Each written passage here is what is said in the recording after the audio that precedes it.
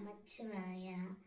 என் அன்பு செல்லமே, நீ என்னிடம் அனுதினமும் எப்பொழுதும் எனக்கான துணையை எப்பொழுதுதான் என்னிடம் தருவீர்கள் என்று கேட்டாய் அல்லவா தங்கமே?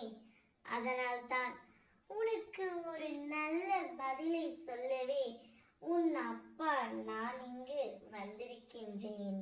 இந்த பதிவை முழுமையாக கேள் தங்கமே. நீ இப்பொழுது தனிமையில் மிகவும் வருந்திக் கொண்டே இருக்கிறாய். என்னுடைய குடும்பமும் என்னை நினைத்து மிகவும் வருந்திக் கொண்டே இருக்கிறது. நாங்கள் அனைவரும் சந்தோஷமாக இருக்க வேண்டாமா? நாங்கள் சந்தோஷமாக இருக்க வேண்டும் சிவனப்பா. அப்போதுதான் நானும் என் குடும்பமும் மிகுந்த மகிழ்ச்சி அடையும் என்று என்னிடம் நீ வேண்டிக் கொண்டாய் அல்லவா?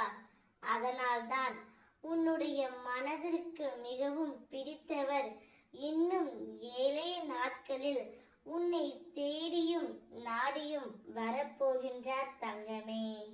உனக்கான துணையை சரியாக தேர்ந்து எடுத்து விட்டுதான் நான் உன்னிடத்தில் ஒப்படைக்கப் போகின்றேன். ஒன்றை மட்டும் நன்றாக நினைவில் வைத்துக்கொள் தங்கமே.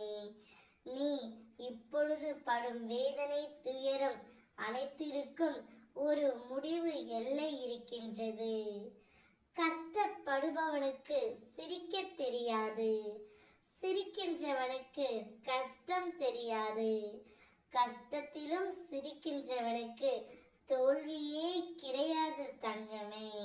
நல்லதே நினை, நல்லதே நடக்கும். அற்புதங்கள் இனி உன்னுடைய வாழ்வில் நடக்கும். ஆனந்தமாயிரு. நீ நேசித்தவர், உன் மனதுக்கு பிடித்தவர் இன்னும் 7 நாட்களில் உன்னை தேடி வருவார். அவர் தேடி வர வேண்டும் என்றால் என்னிடம் நீ வேண்டிக் கொண்ட அனைத்தையும் நான் முழுவதுமாக கேட்டுவிட்டேன் தங்கமே. உன்னுடைய வேண்டுதல்களை நான் நிறைவேற்றி வைப்பேன்.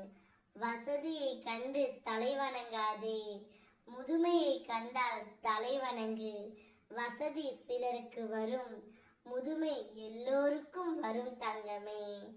நீ எல்லோரிடத்திலும் அன்பாக பேசு, அன்பாக பழகு. அன்பு செய்தால் ஆண்டவனுள் அடக்கம், வன்பு செய்தால் மண்ணுக்குள் அடக்கம். இது இறைவனின் தத்துவ விளக்கம் தங்கமே. நான் சொல்ல வருவதை சொல்லிவிட்டேன். இனி உன்னுடைய வாழ்க்கை ஜெயமாகவும் சுபமாகவும் இருக்கும். நான் இருக்கும் பொழுது என் பிள்ளையான நீ எதற்கும் கலங்காதே. நல்லதை மட்டும் நினை, அனைத்தும் உனக்கு நன்றாகவே நடக்கும். ஓம் நமச்சிவாயா.